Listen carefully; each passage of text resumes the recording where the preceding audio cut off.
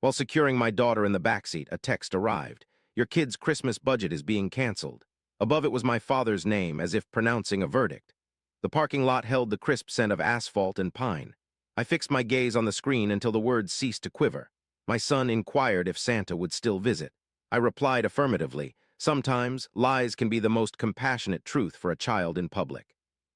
This wasn't an unexpected blow. Such fractures never happen abruptly. They crumble silently, politely with smiles that hide the pain rather than reveal it. I recall when my brother and I were still united, sharing the same backyard, the same wounds from falls, under the watch of parents who told us that fairness was sacred. I trusted their words, convinced that fairness was a commandment, not an option. I believed they maintained a cosmic ledger where love balanced itself. However, adulthood brought its nuanced adjustments. My brother learned how to ask without asking, how to express needs discreetly, and how to orbit our parents with the right amount of gravitational pull to pull resources his way. Learn to adapt, cope, empathize, and tolerate discrepancies. Subtle signs were apparent initially. Missed birthdays, lost mail, seemingly rehearsed excuses. Then came the unfiltered stories from my sister-in-law, filled with joy, photos stacked like pancakes under Christmas lights, designer shoes neatly arranged like trophies. Financial difficulties for my children, though I didn't accuse anyone directly. Instead, I cataloged behaviors, identified patterns, and perceived the shape of the lie beforehand. Life control is in observation. A shift occurred that night when my niece FaceTimed my daughter, showing off presents from Grandpa.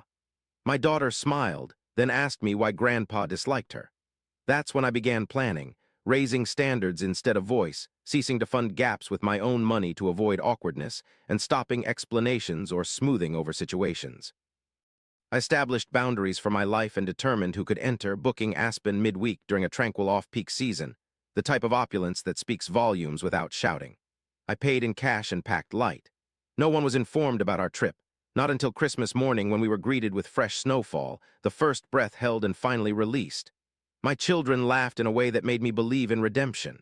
We skied, drank hot cocoa, and lived without seeking approval. I posted only one picture, devoid of captions, proof of our trip without needing words. The messages came swiftly, complimentary, but with undertones of envy. Why weren't we invited? I waited, for timing is a part of communication. My phone rang before the read receipt cooled, my mother crying already. How could you be so petty? I looked out at the ski slope, watched my son find his balance. I'm not cruel, I said, I am consistent. She accused me of flaunting and punishing our children. I let her finish. Silence often makes people reveal themselves. I didn't cancel Christmas. You claimed responsibility, ceased feigning indifference, and then your father called. His voice was tense and strange. He attempted to assert authority, then guilt, then bewilderment, but I remained composed, for tears are overwhelming when they are unwanted. I acknowledged all the gifts. My knowledge of them wasn't new. It was the pause, the reevaluation, the moment the ground seemed to give way, and you realized the room had mirrors. I didn't request apologies, nor did we negotiate. Boundaries were set like facts in a deposition, equal treatment or space, no exceptions. No explanations, they chose distance. People usually stick with their choices. The aftermath was quiet. Some relatives stopped following me, others asked questions to which I did not respond. My brother texted once, long and defensive. I didn't respond, more silence. Weeks later, my niece messaged again, now I understand. Kids perceive more than adults realize, so credit them accordingly. I confessed my feelings, and they were sincere. What I didn't express was that revenge doesn't always manifest as devastation. It can be subtraction, removing access, removing illusions, eliminating the part of you that catered to others at your cost.